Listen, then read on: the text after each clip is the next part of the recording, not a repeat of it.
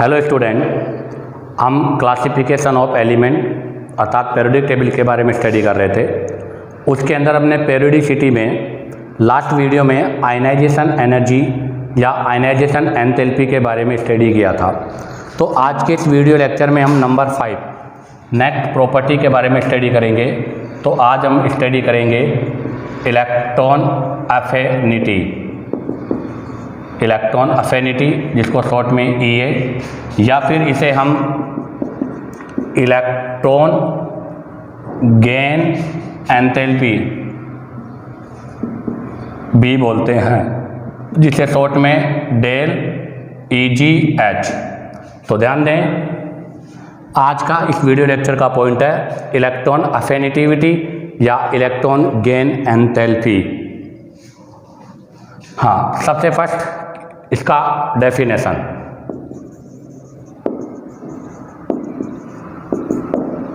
तो देखिएगा इसका डेफिनेशन क्या है। तो ध्यान दें, आज का जो पोर्शन होगा वो पिछले पोर्शन का जस्ट अपोजिट होगा।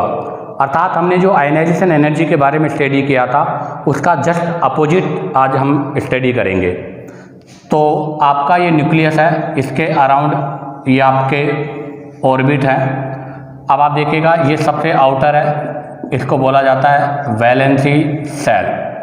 हमने लास्ट वीडियो में इस वैलेंसी सेल से इलेक्ट्रॉन को रिमूव किया था और इलेक्ट्रॉन को रिमूव करने के लिए हम एनर्जी प्रोवाइड कर रहे थे। आज हम ये इलेक्ट्रॉन है, इस इलेक्ट्रॉन को इस वैलेंसी सेल में क्या करेंगे, ऐड करेंगे। ध्यान दें, आज वैलेंसी सेल में इलेक्ट्रॉन को ऐड किया जाएगा। जब इस इलेक्ट्रॉन को इस वैलेंसी सेल में ऐड किया जाएगा तो ऐसी कंडीशन पर एनर्जी रिलीज होगी। तो यहाँ से क्या होगा, एनर्जी रिलीज होगी। अब आपको पता है जब यहाँ से एनर्जी रिलीज होगी तो जो एनर्जी रिलीज हो रही है इसी एनर्जी रिलीज को हम क्या बोलते हैं, इलेक्ट्रॉन अफिनिटी। तो इसका मतलब क्या हुआ कि आयनाइजेशन में जब हमने इलेक्ट्रॉन को रिमूव किया था तो एनर्जी प्रोवाइड कर रहे थे। अगर हम इसमें इलेक्ट्रॉन जोड़ेंगे तो एनर्जी रिलीज होगी। तो इसका मतलब ये कौन सा प्रोसेस होगा, एक्सोथर्मिक। जबकि आयनाइजेशन एनर्जी कौन सा प्रोसेस था, एंडोथर्मिक। तो हम इसकी अब डेफिनेशन लिखेंगे। तो क्या होगी इसकी डेफिनेशन, तो डेफिनेशन हो जाएगी the amount of energy which release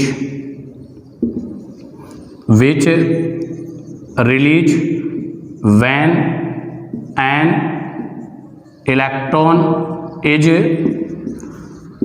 added in valency cell of isolated gaseous atom is known as HEA। तो ध्यान दें क्या लिखा मैंने कि the amount of energy which release, अर्थात वो एनर्जी का अमाउंट जो रिलीज हो रहा है। कब रिलीज हो रहा है, जब इसमें हम एक इलेक्ट्रॉन जोड़ रहे हैं। When an electron is added in valency shell, अर्थात जब हम वैलेंसी सेल में एक इलेक्ट्रॉन को ऐड करते हैं तो एक इलेक्ट्रॉन को ऐड करने पर जो एनर्जी रिलीज होगी उस रिलीज एनर्जी को ही हम क्या बोलते हैं, इलेक्ट्रॉन अफिनिटी कहते हैं। जैसे एग्जाम्पल के वाया, तो आपको पता है ये कौन सा एटम है, इसको हम बोलेंगे आइसोलेटेड गैसेज एटम। अब हम इसको इक्वेशन वाइज एक्सप्लेनेशन करें तो X क्या है, X आपका है आइसोलेटेड गैसेज एटम G। इसको हम क्या करेंगे, एक इलेक्ट्रॉन ऐड करेंगे। जैसे एक इलेक्ट्रॉन करेंगे ये एनाइन में चेंज हो जाएगा और ऐसी कंडीशन पर यहाँ पर एनर्जी रिलीज होगी। और ये जो रिलीज एनर्जी हो रही है इसे हम इलेक्ट्रॉन अफिनिटी बोलते हैं। और एनर्जी यहाँ रिलीज हो रही है तो इसका मतलब कौन सा प्रोसेस होगा, एक्सोथर्मिक। और हमें पता है कि जो एक्सोथर्मिक प्रोसेस होते हैं उनके लिए एंथैल्पी की वैल्यू क्या होगी, नेगेटिव। तो यहाँ पर एंथैल्पी किस में होगी, नेगेटिव में। अब आप यहाँ से इसका स्क्रीनशॉट लीजिएगा। अब हम कुछ की पॉइंट्स के बारे में स्टडी करेंगे। तो देखिएगा इसके की पॉइंट में से सबसे फर्स्ट की पॉइंट अभी हमने जस्ट स्टडी किया कि आपका जो इलेक्ट्रॉन गेन एंथैल्पी वाला पोर्शन अर्थात इलेक्ट्रॉन अफिनिटी जो फर्स्ट है उसमें एनर्जी रिलीज होती है, तो इसको हम क्या बोलेंगे, एक्जोथर्मिक प्रोसेस। तो इसको हम क्या बोलेंगे, एक्जोथर्मिक प्रोसेस। तो इसका मतलब क्या हुआ, generally first electron affinity is N exothermic process. ध्यान रखना, आपका जो फर्स्ट EA अर्थात इलेक्ट्रॉन अफिनिटी जो है वो एंडोथर्मिक प्रोसेस होता है। अर्थात हम ऐसे कह सकते हैं कि फर्स्ट इलेक्ट्रॉन को ऐड करने पर एनर्जी क्या होगा, रिलीज होगा। हमने जनरली बोला है, इसका मतलब क्या हुआ, except stable electronic configuration, stable electronic configuration को छोड़कर। तो ऐसी कंडीशन पर इनके लिए इलेक्ट्रॉन गेन एंथैल्पी की वैल्यू नेगेटिव होगी। अब आप देखिएगा इसके अंदर अगर हम एक्सेप्शन वाली बात करें तो पॉइंट नंबर 2 में अगर हम बात करेंगे तो पॉइंट नंबर 2 होगा आपका फर्स्ट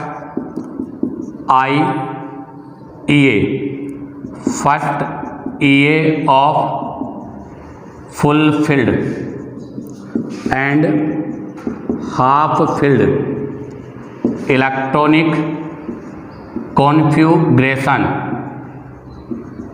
अगर आपके पास कोई एलिमेंट है उसका फुलफिल या हाफ फिल्ड इलेक्ट्रॉनिक कॉन्फ़िगरेशन है तो उनके लिए फर्स्ट EA की वैल्यू जो होगी वो पॉजिटिव होगी।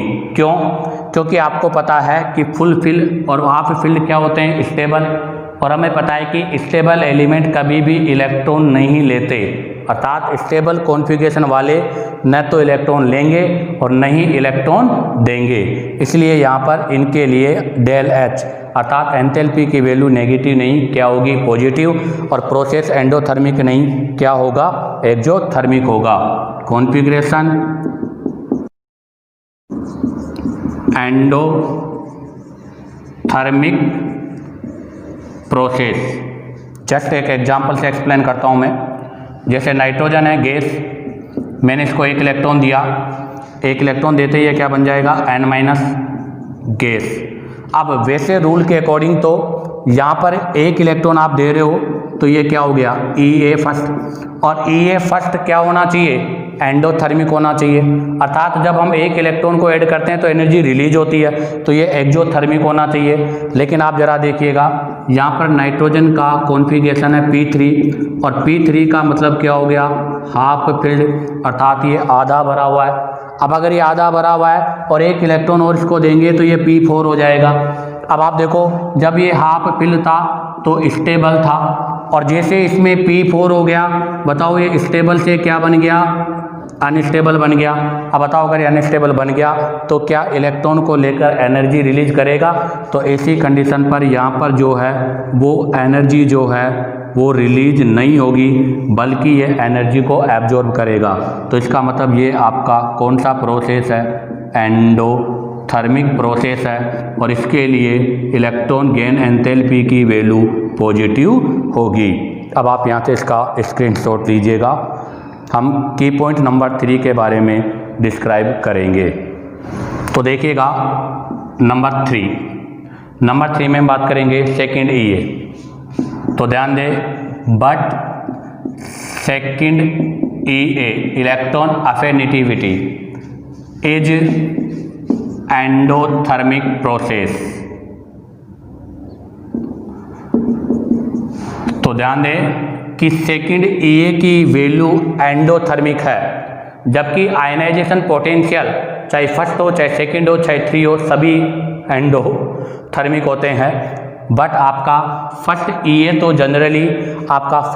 तो जनरली एक्जोथर्मिक है, अर्थात एनर्जी रिलीज होती है। बट अगर हम सेकंड इलेक्ट्रॉन को ऐड करते हैं तो एनर्जी रिलीज नहीं, एब्जॉर्ब होती है। तो इसका सेंस क्या है, second electron addition of an isolated gaseous atom. कहने का मतलब है कि अगर हम गैसेज आइसोलेटेड गैसेज एटम में सेकेंड इलेक्ट्रॉन को ऐड करेंगे तो एनर्जी रिलीज होगी। जैसे x माइनस जी, इस पर इलेक्ट्रॉन हमने ऐड किया तो ये बन जाएगा x माइनस 2g, और ऐसी कंडीशन पे यहाँ पर एनर्जी रिलीज नहीं होगी, बजाय एनर्जी एब्जॉर्ब होगी, और ये जो एब्जॉर्ब एनर्जी हो रही है इसे ही हम EA2 बोलते हैं। तो इसका मतलब क्या हुआ कि फर्स्ट EA अर्थात फर्स्ट इलेक्ट्रॉन अफिनिटी तो क्या होती है, एक्सोथर्मिक, और सेकंड EA क्या होता है, एंडोथर्मिक। अब इसका रीजन क्या है, तो इसका रीजन देखिएगा, इसका रीजन है due to inter electronic repulsion, अर्थात यहाँ पर इंटर इलेक्ट्रॉनिक रिपल्सन होता है। अब मैं समझाता हूँ ये क्या है। जैसे देखिएगा आप लोग, ये आपके ऑर्बिट थे और इस पर यहाँ नेगेटिव चार्ज लगा हुआ है, अर्थात इलेक्ट्रॉन डेंसिटी है, और जब मैं इस पर ये इलेक्ट्रॉन ऐड करूँगा तो आपको पता है सेम स्पीसीज, ये दोनों क्या हो गए, सेम स्पीसीज हो गई, और हमें पता है कि सेम स्पीसीज के बीच में हमेशा क्या होता है, रिपल्सन होता है। तो जैसे ही मैं इस इलेक्ट्रॉन को इसके साथ ऐड करूँगा ये नेगेटिव चार्ज इसको ऐड नहीं होने देगा, और अगर ये नेगेटिव चार्ज इसको ऐड नहीं होने देगा तो यहाँ पर एनर्जी रिलीज नहीं रिक्वायर्ड होगी। तो हम क्या लिखेंगे, हमने लिखा due to inter electronic repulsion, तो किस किस के बीच में होगा तो वो देखिएगा, तो यहाँ लिखेंगे हम repulsion between negative charge and incoming electron. आपका जो इलेक्ट्रॉन आ रहा है उसके बीच में और आपका जो नेगेटिव चार्ज है उसमें रिपल्सन होगा, और ये रिपल्सन आपका इंटर इलेक्ट्रॉनिक रिपल्सन कहलाएगा, और इस रिपल्सन की वजह से ही आपका सेकंड EA क्या होगा, एंडोथर्मिक होगा। इसी के साथ आपका ये पॉइंट नंबर 3 कंप्लीट होता है। अब हम पॉइंट नंबर 4 के बारे में स्टडी करेंगे। तो देखिएगा, अब हम जैसे मैंने लिया है ऑक्सीजन गैसेज एटम, इसमें इलेक्ट्रॉन ऐड करेंगे, ये बनेगा O- गैसेज फॉर्म में, यहाँ से तो एनर्जी रिलीज होगी तो इसको बोलेंगे EA। तो यहाँ पर del EG electron gain enthalpy वो भी नेगेटिव में, और इसकी वैल्यू होगी 141 किलो जूल पर मोल। अब आप देखिएगा, अब ये आपका जो एनाइन बना है, इस एनाइन में हम फिर इलेक्ट्रॉन ऐड करेंगे, यहाँ से जैसे इलेक्ट्रॉन ऐड करेंगे ये -2 हो जाएगा, बट अब की बार एनर्जी रिलीज नहीं होगी। अब की बार यहाँ पर हमें एनर्जी क्या करनी पड़ेगी, प्रोवाइड करानी पड़ेगी। तो इसके लिए del EG electron gain enthalpy की वैल्यू, तो यहाँ पर इलेक्ट्रॉन गेन एंथैल्पी की वैल्यू प्लस 744 होगा, जिसको हम किलो जूल पर मोल में काउंट करेंगे। अब आप देखो इसका नेट, अब हम यहाँ से नेट इक्वेशन बात करें तो नेट इक्वेशन में अगर हम बात करेंगे तो देखो यहाँ से इनको ऐड करेंगे तो ये क्या हो जाएगा, O माइनस से O- कट जाएगा, तो यहाँ पर हो जाएगा O gases atom, total 2 electron आपने इसको दिए, ये O2- में कन्वर्ट हो गया, और यहाँ पर एनर्जी जो है वो रिलीज हुई है, अर्थात सॉरी एनर्जी रिलीज नहीं है, यहाँ पर आप इसकी वैल्यू लिखोगे तो यहाँ पर इस दोनों का डिफरेंस, तो इन दोनों का डिफरेंस आएगा कितना, 603 किलो जूल पर मोल, और वो भी किस में, पॉजिटिव में। इसका मतलब क्या हुआ कि यहाँ पर इलेक्ट्रॉन गेन एंथैल्पी पॉजिटिव में है 603 किलो जूल पर मोल। तो इसका रिजल्ट यह है कि जो नेट इलेक्ट्रॉन अफिनिटी है वो ऑलवेज क्या होती है, एंडोथर्मिक होती है। तो कहने का मतलब केवल फर्स्ट EA ही एक्सोथर्मिक है, बाकी सभी EA सेकंड, थर्ड, फोर्थ या उनका जो सम है वो सभी क्या होता है, एंडोथर्मिक होता है। तो अब हम इसको राइट डाउन करेंगे, तो इसका रिजल्टेंट क्या होगा, net electron affinity is an endothermic process, hence electron gain enthalpy equals to positive. इसी के साथ ही आपका पोर्शन कंप्लीट होता है। आप इसका शॉर्ट स्क्रीन लीजिएगा। तो अभी जब हमने नेट रिएक्शन के बारे में स्टडी किया था तो वहाँ से मैंने देखा कि जो टोटल आ रहा था वो टोटल किस में आ रहा था, पॉजिटिव में। तो इसका मतलब क्या होगा, तो point number 4, hence formation of poly negative anion such as O-2 N-3 S-2। कहने का मतलब यह है कि O-2 को बनाने के लिए EA फर्स्ट EA सेकंड उसका सम, N-3 को बनाने के लिए EA first EA second EA 3 इनका सम। तो किसी भी पोली नेगेटिव एनायन में EA का जो सम होता है वो हमेशा क्या आता है, पॉजिटिव। अर्थात वो कौन सा प्रोसेस होता है, एंडोथर्मिक। तो hence formation of poly negative anion such as O2 N3 S2 is an endothermic process. ये आपका एंडोथर्मिक प्रोसेस है। इसके लिए इलेक्ट्रॉन गेन एंथैल्पी की वैल्यू क्या होगी, पॉजिटिव होगी। नंबर 5, अब हम बात करेंगे इसके यूनिट। तो बताओ इसका यूनिट क्या होगा, इसका यूनिट होगा किलो जूल पर मोल या किलो कैलोरी पर मोल। तो इसकी यूनिट वही होगी जो आपके IA या IP की यूनिट थी। नंबर 6 में आप ध्यान दें, X मैंने कोई एक एलिमेंट लिया है, गैसेज एलिमेंट है, इसको मैंने इलेक्ट्रॉन दिया है। इलेक्ट्रॉन को देने से यहाँ पर X माइनस और G का फॉर्मेशन हुआ।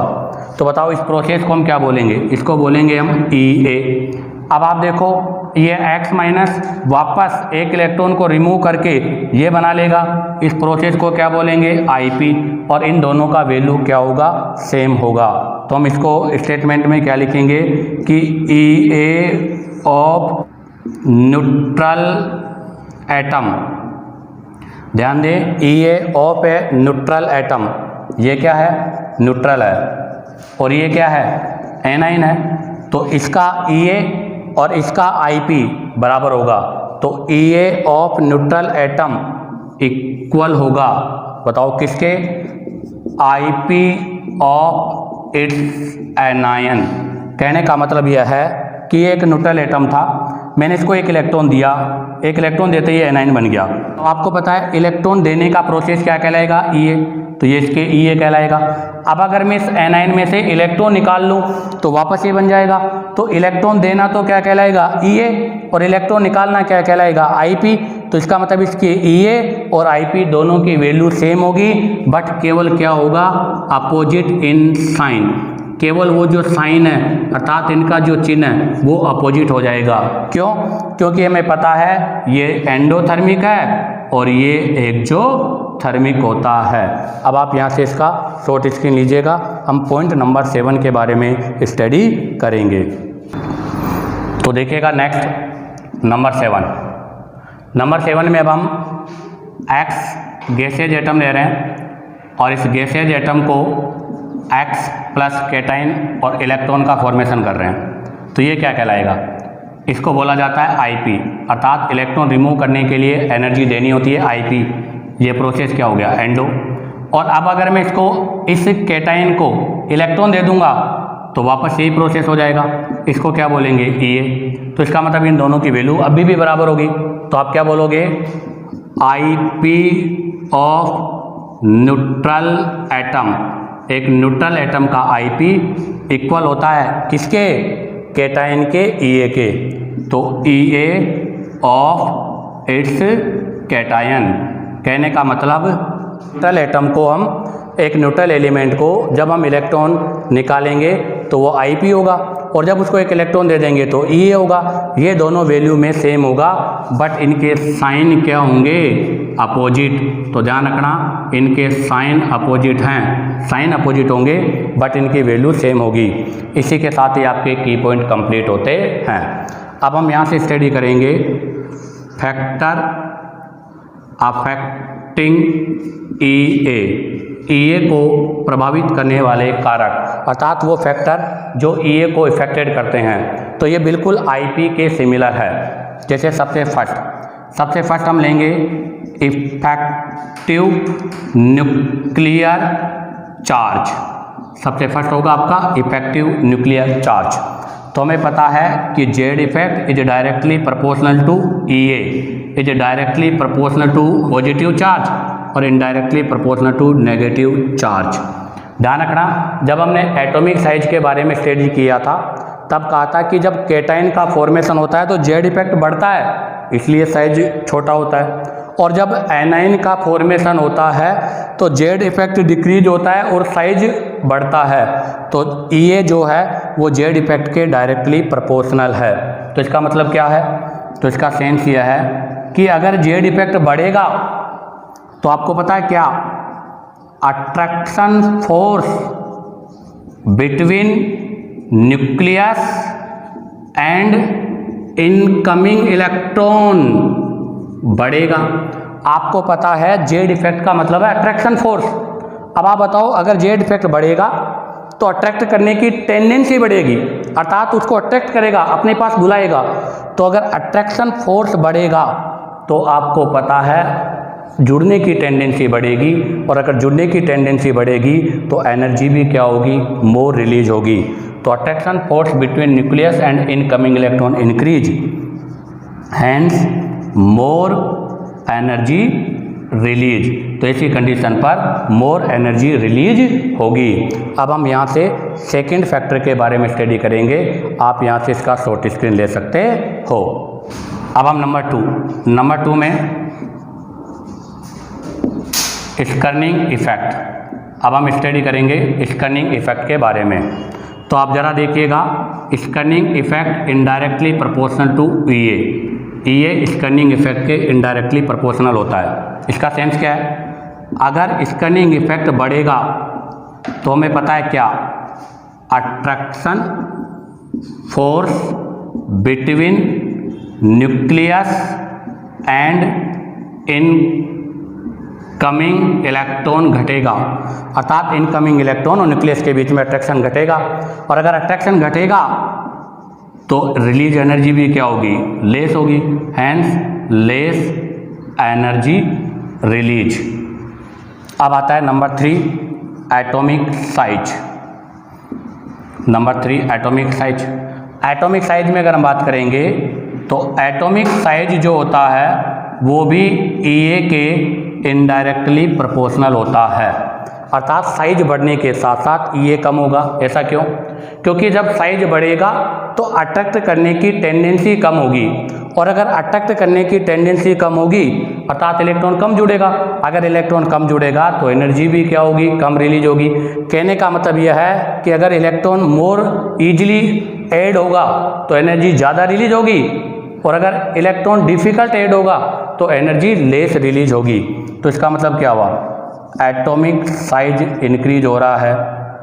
अगर एटॉमिक साइज इंक्रीज होगा तो आपको पता है क्या, attraction force between nucleus and incoming electron घटेगा।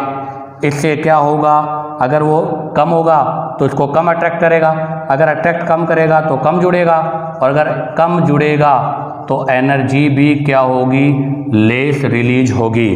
तो ध्यान रखना, ई जेड इफेक्ट के डायरेक्टली प्रोपोर्शनल है, स्कर्निंग और एटॉमिक साइज के इनडायरेक्टली प्रोपोर्शनल है। अब आप यहाँ से इसका स्क्रीनशॉट लीजिएगा, हम पॉइंट नंबर 4 के बारे में स्टडी करेंगे।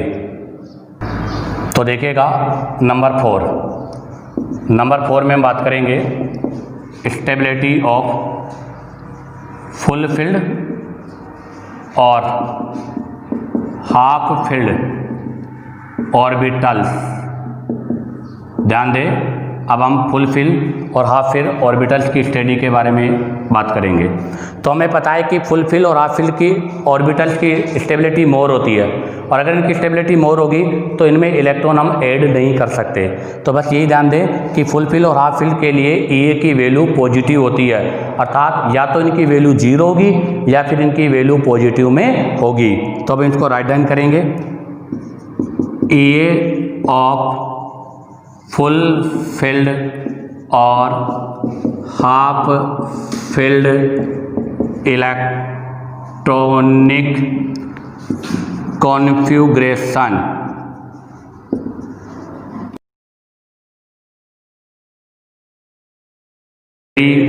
लो, लेस और positive. Hence del EG equals to positive. अब आप देखिएगा, अगर एक फुल फिल और एक हाफ फिल इलेक्ट्रॉनिक कॉन्फ़िगरेशन वाला होगा तो उनके लिए उनके ई ए की वैल्यू या तो पॉजिटिव में होगी या बहुत कम होगी। जैसे एक्सेप्शन, हमने आपको इसमें कुछ एक्सेप्शन केस है, NS1 और NP1 में से NS1 की मोर होगी, इसका रीजन फिल्ड है एस का, तो हम इसको बोलेंगे हाफ फिल्ड। और इसके अलावा एक और एक्सेप्शन है कि NP2 और NP3 में से NP2 का EA भी हमेशा मोर होगा।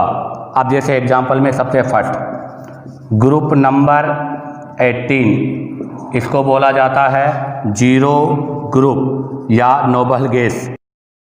क्या होता है इनमें फुल फिल्ड इलेक्ट्रॉनिक कॉन्फ़िगरेशन है, और इनमें फुल फिल इलेक्ट्रॉनिक कॉन्फ़िगरेशन होने की वजह से इनके लिए इलेक्ट्रॉन गेन एंथैल्पी की वैल्यू जो है वो क्या होती है, पॉजिटिव होती है। ऐसे ही नंबर 2 में हम बात करेंगे ग्रुप नंबर आपका 2, एल्कलाइन अर्थ मेटल। तो एल्कलाइन अर्थ मेटल जो है उनमें भी क्या होता है, एस कंप्लीट होता है, और अगर एस कंप्लीट है तो इनके लिए ई की वैल्यू बहुत ही कम या बहुत ही लेस होती है। अब आप यहाँ से इसका स्क्रीनशॉट लीजिएगा, पॉइंट नंबर 3 के बारे में स्टडी करेंगे। और थर्ड में देखिएगा ग्रुप नंबर 15 अर्थात नाइट्रोजन फैमिली, और हमें पता है कि इनके लिए भी डेल ईजी की वैल्यू 0 या बहुत लेस होगी।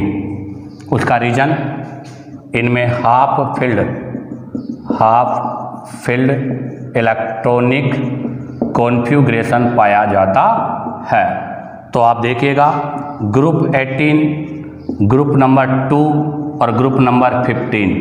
ग्रुप नंबर 15 में क्या होगा, हाफ फील्ड इलेक्ट्रॉनिक कॉन्फ़िगरेशन, इसलिए बहुत लेस होगा। ग्रुप नंबर 2 में क्या होगा, एस फुल फील्ड, और इसमें क्या होगा, इसमें आपका ऑक्टेट कंप्लीट होगा, ऑक्टेट कंप्लीट या फुल फील्ड इलेक्ट्रॉनिक कॉन्फ़िगरेशन। तो यहाँ फुल फील्ड इलेक्ट्रॉनिक कॉन्फ़िगरेशन होगा।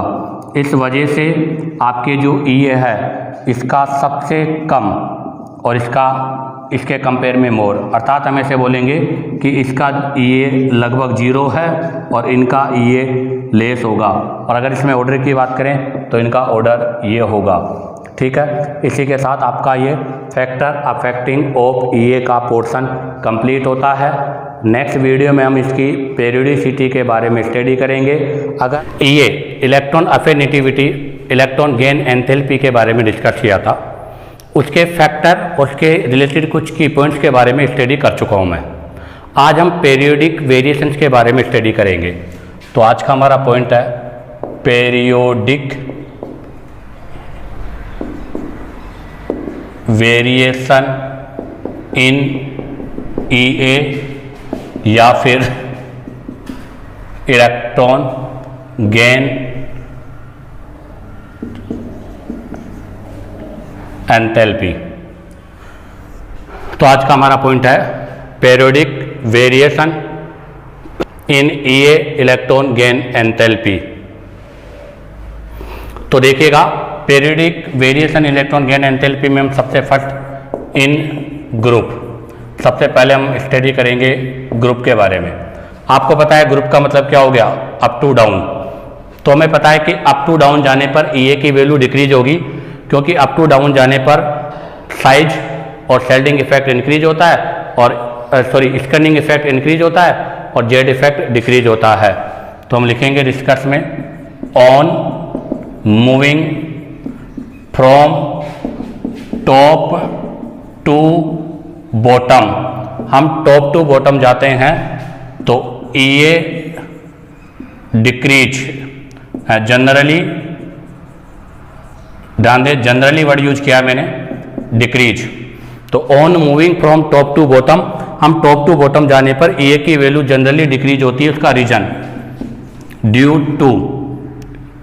To shielding effect and atomic size increase, क्योंकि डाउन द ग्रुप जाने पर शेल्डिंग इफेक्ट और एटॉमिक साइज दोनों ही क्या होते हैं, इंक्रीज होते हैं।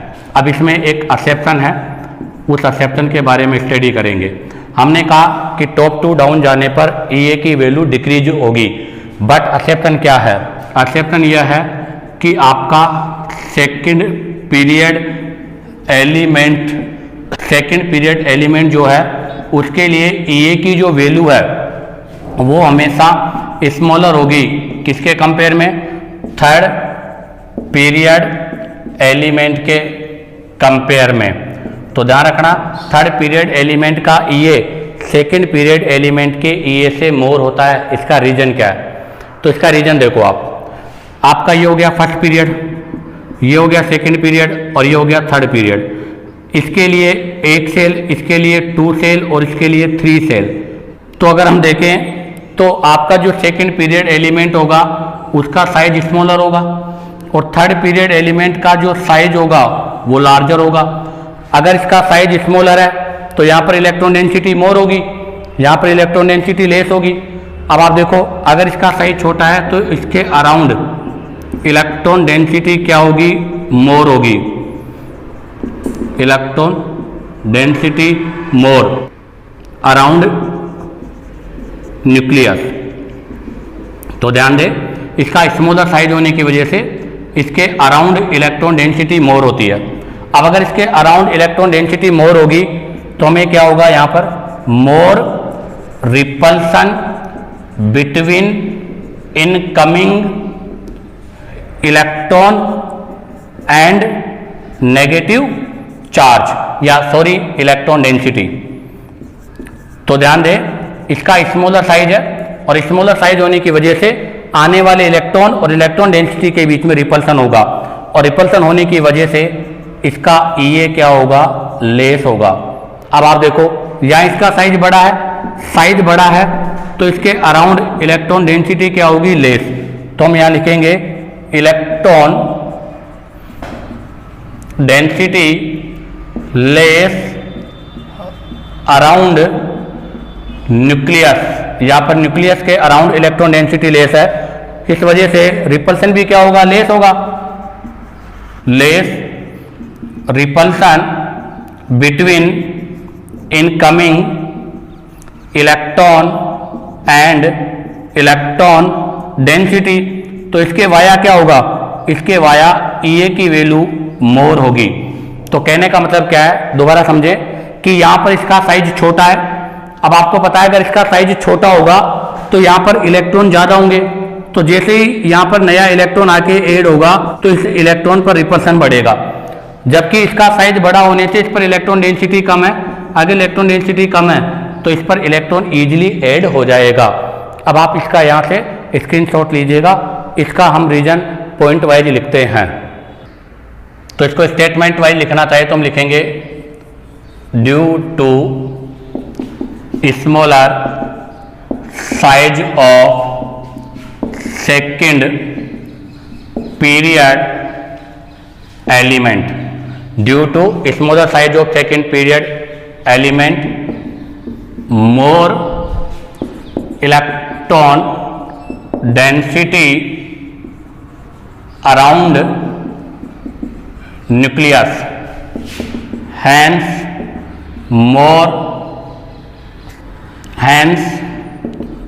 incoming electron suffer more repulsion, इसलिए आपका इनकमिंग इलेक्ट्रॉन मोर रिपल्सन को अकर करता है। इसी से रिलेटेड एक क्वेश्चन है, बहुत इंपॉर्टेंट क्वेश्चन है कि EA of fluorine is smaller than chlorine, अर्थात फ्लोरीन का EA जो है वो क्लोरीन के EA से लेस है, ऐसा क्यों? तो उसका रीजन यही है, आप देखिएगा फ्लोरीन का साइज छोटा है, क्लोरीन का साइज बड़ा है, अर्थात ये सेकंड पीरियड का एलिमेंट है और ये किस पीरियड का एलिमेंट है? थर्ड पीरियड का एलिमेंट है। अभी हमने कहा था अगर ये सेकंड पीरियड का एलिमेंट है तो साइज छोटा होगा, अगर साइज छोटा होगा तो इस पर इलेक्ट्रॉन डेंसिटी मोर होगी, यहाँ पर इलेक्ट्रॉन डेंसिटी लेस होगी तो लेस रिपल्सन होगा। तो इसका reason due to smaller in size more electron density around nucleus. तो फिर क्या होगा, मोर रिपल्सन, तो यहां पर repulsion, more repulsion on incoming electron, इसलिए क्या होगा लेस ईए। जबकि आप यहां देखो larger size of chlorine less electron density around nucleus, तो क्या होगा less repulsion between, less repulsion on incoming electron, तो क्या होगा मोर ईए होगा। तो ध्यान दें ईए of fluorine is smaller than chlorine. तो सिंपल बात यही है कि अगर साइज छोटा होगा तो इलेक्ट्रॉन डेंसिटी मोर होगी, इलेक्ट्रॉन डेंसिटी अगर मोर होगी तो सिर्फ पे रिपल्सन मोर होगा, और अगर रिपल्सन मोर होगा तो ईए की वैल्यू क्या होगी लेस होगी। अब हम यहाँ से नेक्स्ट ग्रुप के बारे में स्टडी करेंगे। तो देखिएगा सबसे बात करेंगे ग्रुप नंबर 17। आपको पता है ग्रुप 17 में कौन होता है, फिल, कल, बाहर, आई, फ्लोरीन, क्लोरीन, ब्रोमीन और आयोडीन। अब आप देखो ये सेकंड पीरियड का है और ये थर्ड पीरियड का है। तो अभी हमने कहा था कि डाउन द ग्रुप जाने पर ए की वैल्यू डिक्रीज होती है, बट थर्ड पीरियड की सेकंड पीरियड से क्या होगी मोर। तो बताओ इसका ऑर्डर क्या होगा, तो इसका ऑर्डर होगा क्लोरीन, फ्लोरीन, ब्रोमीन और आयोडीन। अब लो ग्रुप नंबर 16 अर्थात ऑक्सीजन फैमिली, ओल्ड स्टाइल से टीपो, डाउन द ग्रुप जाने पर ये डिक्रीज होता है, और ये एक एक्सेप्शन है, बहुत इंपॉर्टेंट क्वेश्चन है, ये बहुत ज़्यादा एग्जाम्स में पूछा जाता है। तो यहाँ भी ऑक्सीजन का सल्फर से कम होगा तो सल्फर का मोर होगा, बट ऑक्सीजन का ये सबसे लेस होता है क्योंकि ऑक्सीजन पर इलेक्ट्रॉन डेंसिटी मोर है और साइज बहुत छोटा है। तो सल्फर, सल्फर के बाद में सेलूरियम, सेलूरियम के बाद में टेलूरियम और सबके लास्ट में कौन होगा ऑक्सीजन। अब आ जाइएगा ग्रुप नंबर 15।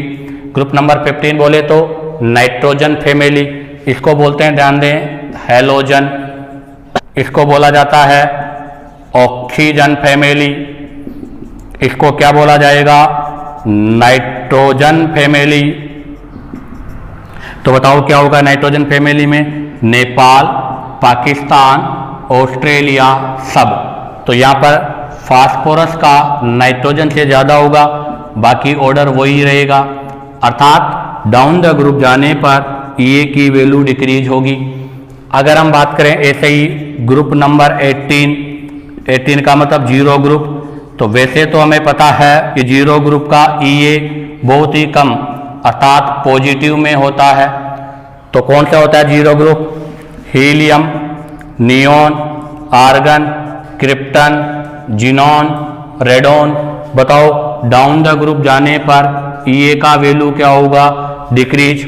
इसमें हीलियम एक्सेप्शन है, ये सबके लास्ट में आएगा, क्यों, क्योंकि इसके आउटर मोस्ट शेल में H2 है, जबकि इन सबके आउटर मोस्ट शेल में 8 इलेक्ट्रॉन है, इसलिए ये सबके लास्ट में होगा। बाकी ऑर्डर में ये दोनों बराबर है और ऑर्डर ये होगा। अब आप इसका यहाँ से शॉर्ट स्क्रीन लीजिएगा। अब हम दो दो ग्रुप के बीच में कंपेयर करेंगे।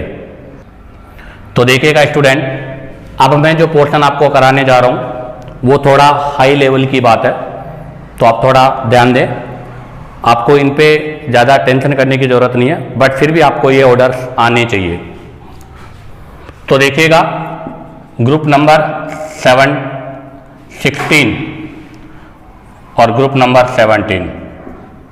ग्रुप नंबर 16 अर्थात ऑक्सीजन सल्फर, और ग्रुप नंबर 17 फिल कल।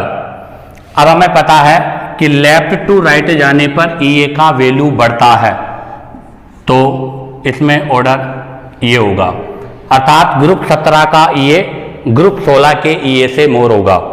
अब आप देखो ऑक्सीजन फ्लोरीन सेकंड पीरियड का है और आपका सल्फर और क्लोरीन थर्ड पीरियड का है। अभी हमने कहा था कि सेकंड और थर्ड पीरियड में से थर्ड पीरियड का Ea मोर होता है, तो कहने का मतलब ऑक्सीजन और सल्फर में से सल्फर का मोर होगा, फ्लोरीन और क्लोरीन में से क्लोरीन का मोर होगा, ऑक्सीजन और फ्लोरीन में से फ्लोरीन का मोर होगा, और सल्फर और क्लोरीन में से क्लोरीन का मोर होगा। तो बताओ इसका कंक्लूजन क्या बना। तो इसके कंक्लूजन को हम इस तरह से लिख सकते हैं। तो इसका मैं एक लॉजिक बता रहा हूँ, इससे आप इनको लर्न कर सकते हो। कैसे? हम सबसे पहले क्या करेंगे, सबसे पहले यहाँ से स्टार्ट करेंगे, फिर यहाँ से ऊपर जाएंगे, फिर नीचे आएंगे, फिर ऊपर जाएंगे, अर्थात इस प्रकार से एक उल्टा एन बनाएंगे। तो देखो सबसे कम होगा ऑक्सीजन, ऑक्सीजन के बाद होगा सल्फर, सल्फर के बाद होगा फ्लोरीन, और फ्लोरीन के बाद में होगा क्लोरीन, अर्थात क्लोरीन सबसे ज़्यादा, फिर फ्लोरीन, फिर सल्फर, उसके बाद ऑक्सीजन। ऐसे ही अब हम डिस्कस करेंगे ग्रुप नंबर 15 और ग्रुप नंबर 16। बोलो नाइट्रोजन, फास्फोरस, ऑक्सीजन, सल्फर। अब आप देखो नाइट्रोजन फास्फोरस में से फास्फोरस का ज़्यादा है, ऑक्सीजन और सल्फर में से सल्फर का ज़्यादा है, और नाइट्रोजन ऑक्सीजन में से ऑक्सीजन का ज़्यादा है, फास्फोरस और सल्फर में से सल्फर का ज़्यादा है। तो यहाँ पर भी हम यही ऑर्डर लगाएंगे NPOS, अर्थात सबसे ज़्यादा, फिर कम, फिर कम, फिर कम। तो सल्फर, ऑक्सीजन, फास्फोरस और नाइट्रोजन।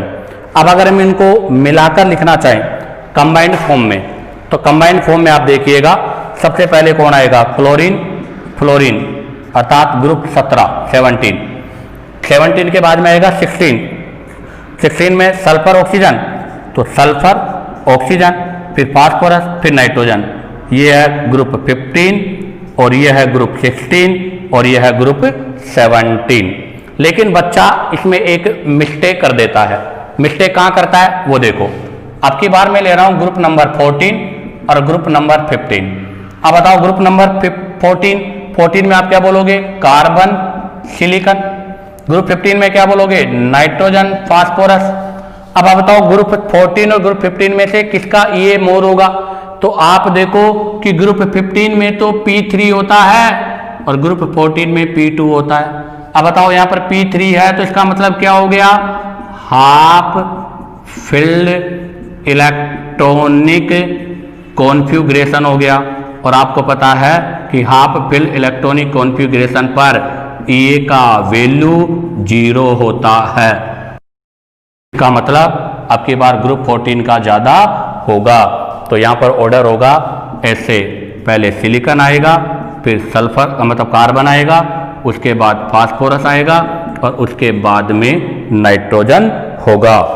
इसी के साथ ये इन ए ग्रुप की बात कंप्लीट होती है। आप इसका यहाँ से स्क्रीनशॉट ले सकते हो। अब हम डिस्क्राइब करेंगे B point in a period. अभी हमने ग्रुप की बात की थी, अब हम पीरियड के बारे में स्टडी करेंगे। तो पीरियड में हम कैसे चलते हैं, लेफ्ट टू राइट। तो on moving from left to right, on moving from left to right, Ea increase due to increase Z effect. तो ध्यान रखना, लेफ्ट टू राइट जाने पर Ea की वैल्यू इंक्रीज होती है क्योंकि जेड इफेक्ट इंक्रीज होता है। और हमें पता है कि Z effect is directly proportional क्या होता है, Ea होता है। अब आप देखिएगा हम यहाँ पर एक एक्सेप्शन भी है, उस एक्सेप्शन को ध्यान रखें। तो ये जो इंक्रीज हो रहा है ना, ये कंटिन्यू नहीं होता, यहाँ पर भी हम जनरली वर्ड यूज करेंगे। अब आप देखो इसमें एक्सेप्शन क्या है, एक्सेप्शन है कि आपका half filled and full field, आपका हाफ फील्ड और फुल फील्ड जो इलेक्ट्रॉनिक कॉन्फ़िगरेशन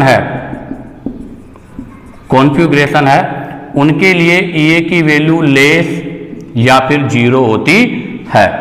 तो ध्यान दें, हम स्टडी करेंगे सबसे पहले period number first. Period first में दो ही होते हैं, हाइड्रोजन और हीलियम। हाइड्रोजन में होता है 1s, हीलियम में होता है 1s2। आपको पता है इसके अंदर फुल फिल है, तो ये क्या हो गया, फुल फिल्ड हो गया। और साथ में नोबल गैस भी है, और नोबल गैस होने की वजह से इनका Ea किस में होगा, पॉजिटिव में होगा, जबकि Ea इसका किस में होगा, नेगेटिव में होगा। तो इसका मतलब यहाँ पर ऑर्डर होगा ये। अब आप इसका यहाँ से स्क्रीनशॉट लीजिएगा। हम पीरियड नंबर 2 के और 3 के बारे में स्टडी करेंगे। तो देखिएगा, अब हम स्टडी करेंगे सेकंड पीरियड। सेकंड पीरियड बोले तो lithium, beryllium, boron, carbon, nitrogen, oxygen, fluorine और neon. Electronic configuration 1s², 2s1, 2s2, 2s2, 2p1, ये हो जाएगा 2p2, 2p3, 2p4, 2p5 और 2p6। अब आप देखिएगा, अभी हमने कहा था कि फुल फिल और हाफ फिल जो इलेक्ट्रॉनिक कॉन्फ़िगरेशन होते हैं उनमें इलेक्ट्रॉन लेने की टेंडेंसी नहीं होती, क्योंकि वो ऑलरेडी स्टेबल होते हैं। तो आप जरा देखिएगा, यहाँ पर क्या आ रहा है, फुल फिल्ड आ रहा है, अर्थात इसका ऑक्टेट कंप्लीट है, इसलिए इसकी ये 0 है। अब आप देखो, यहाँ पर ये P3 आ रहा है, यहाँ पर आपका आ रहा है हाफ फिल्ड इलेक्ट्रॉनिक कॉन्फ़िगरेशन, इसलिए यहाँ पर Ea की वैल्यू क्या होगी, लेस होगी। एक आप देखो बेरिलियम, इसके अंदर क्या आ रहा है, फुल फिल्ड s ऑर्बिटल है, इसका मतलब यहाँ पर भी Ea की वैल्यू क्या होगी, लेस होगी। तो इन तीनों को Ea की वैल्यू कम होगी। अब इन तीनों में अगर हम ऑर्डर की बात करें तो सबसे पहले आएगा सबसे कम नियॉन, उसके बाद में बेरिलियम और उसके बाद में नाइट्रोजन, अर्थात ये दो तो फुल फिल हैं और ये हाफ फिल हैं। दो में से भी ये ऑक्टेट है, अर्थात ये तो नोबल गैस है। अब इसके बाद में अब इंक्रीजिंग ऑर्डर में लिखेंगे, बट हमें पता है लिथियम और बेरिलियम में भी एक्सेप्शन है, क्योंकि लिथियम न्यूक्लियस के पास है तो यहाँ पर अट्रैक्शन मोर होगा, बेरिलियम न्यूक्लियस से दूर है तो वहाँ अट्रैक्शन कम होगा। और वैसे भी हमने कहा था कि S1 ग्रेटर देन P1, क्योंकि S1 हाफ फिल्ड ऑर्बिटल है।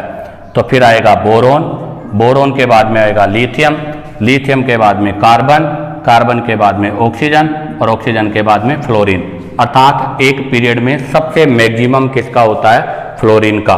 तो यहाँ से क्या कंक्लूजन निकला, तो conclusion in a particular period,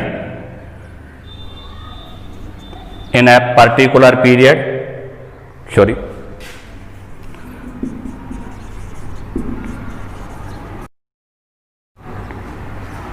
in a particular period, group number 18 noble gas element have 0 Ea, इनका Ea 0 होता है, अर्थात सबसे कम होता है।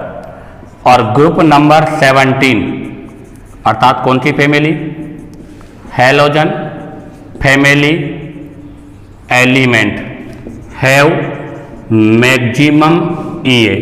तो ध्यान रखना, फ्लोरीन अर्थात कौन सा ग्रुप है, 17, नियॉन कौन सा ग्रुप है, 18। तो एक पर्टिकुलर पीरियड में ग्रुप 18 जो होता है उसका Ea सबसे कम और ग्रुप नंबर 17 का Ea सबसे मोर होता है। अब आप इसका यहाँ से स्क्रीनशॉट लीजिएगा। तो देखिएगा थर्ड